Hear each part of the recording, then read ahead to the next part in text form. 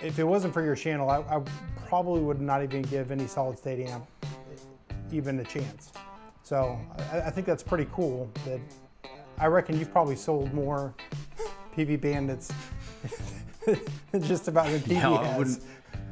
I wouldn't be surprised, and Mustangs as well. You know, like a lot of those patches I made took a long time to get right. And you know, I didn't think when I remember going to Fender's roadshow when they came to Australia. I met Greg Koch and all those guys, and I heard the Mustang and I went, that sounds awful. Like, who would buy one of these things? You know, right. I was so anti digital modeling amplifiers at the time, and then it was only once I took my amp in and compared them, I went, oh, okay, so all of the stock presets that are in this thing are junk, and if people make their assumption based on these presets, they're correct. It sounds not very good. It might be good enough for practicing at home, but not very nice anywhere else. But once you actually dig into the features and options, you can make that amp sound as good as any analog amp. You can make it sound exactly the same as a Blues Deluxe, give or take, and also many amps that I compared it to where, you know, there's one AB we did where most of the people got it wrong. Because they thought one amp was one. Yeah, they got it wrong. I remember that. I was one of those. Seriously, I was. Yeah, I remember thinking, I cannot believe, because especially at that time, I was kind of a little bit more of a snob than I am now. And you got me.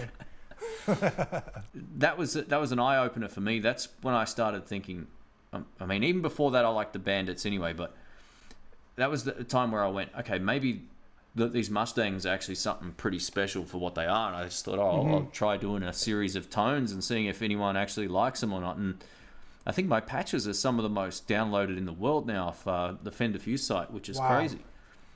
That's pretty cool. So yeah, it's good. It's good fun. So they're great amps. They're great amps. Has Fender contacted you or anything? Is Fender contacted you or anything? No.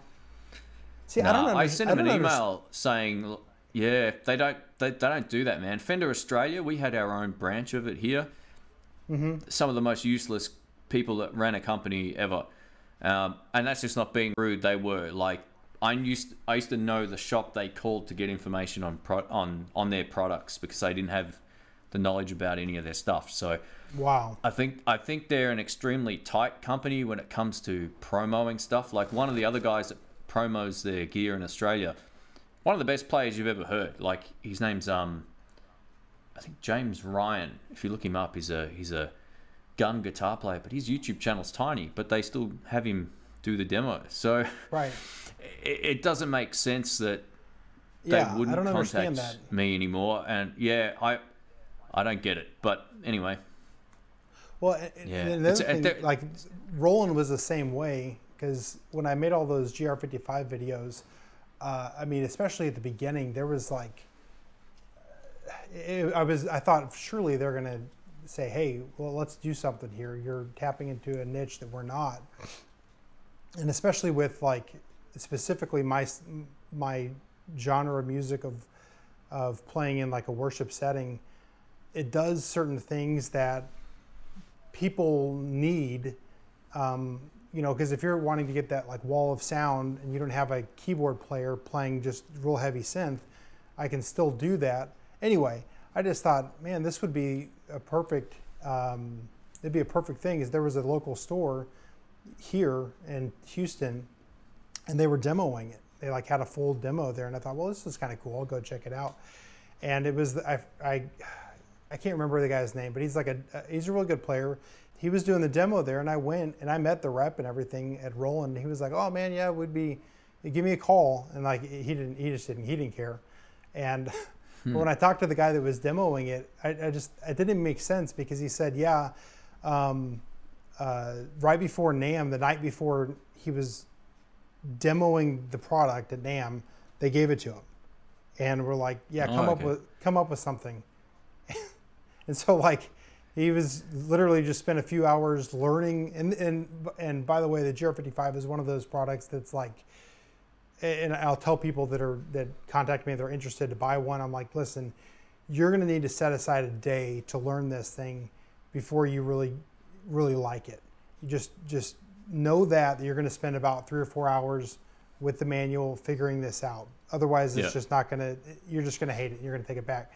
Anyway, I just thought it was so interesting that, and I guess the Fenders must be similar.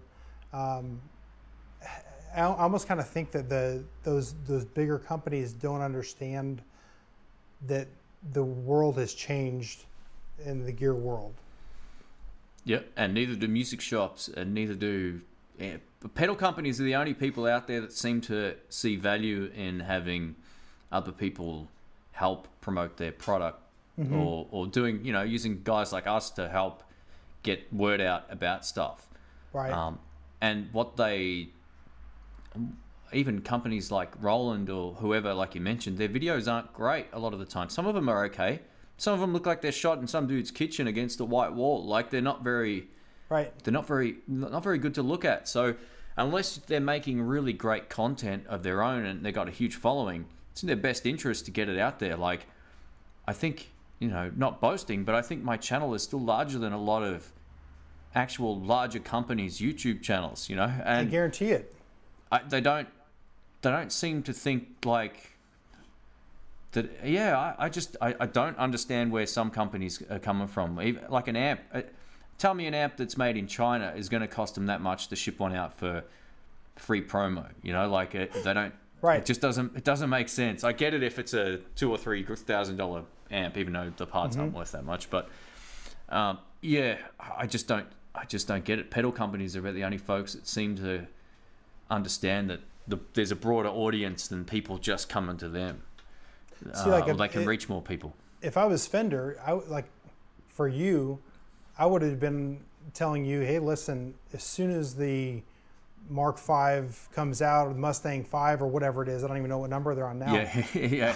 I would have been like, can we send one to you a week before it comes out, and then that way it's ready? It doesn't make sense to me. Music companies are the only people that don't do that. It's weird. Like if you look at gaming channels, right? And I'm only using this as an example. Right.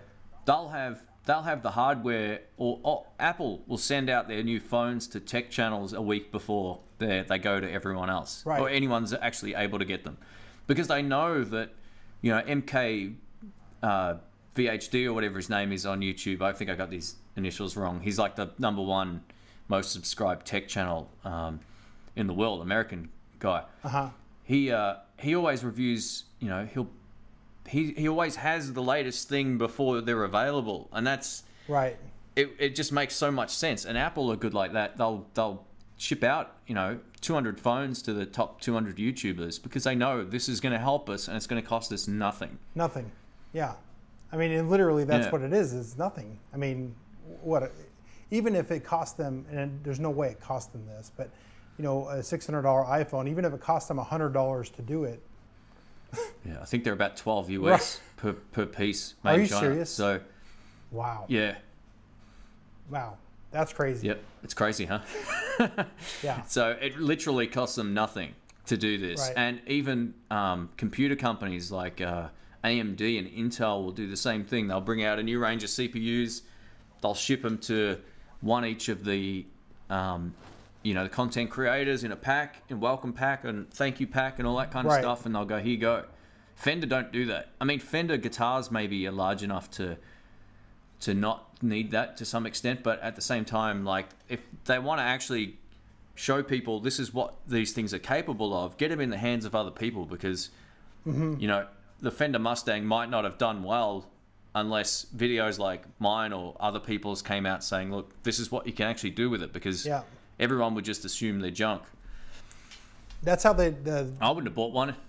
That's how the GR-55 was, because, I mean, if they ever come out with another version, like it would behoove them to just have a 15-minute phone call with me on what they could fix, because I could tell them easily. Like, I mean, it would just 1, 2, 3 things you could fix.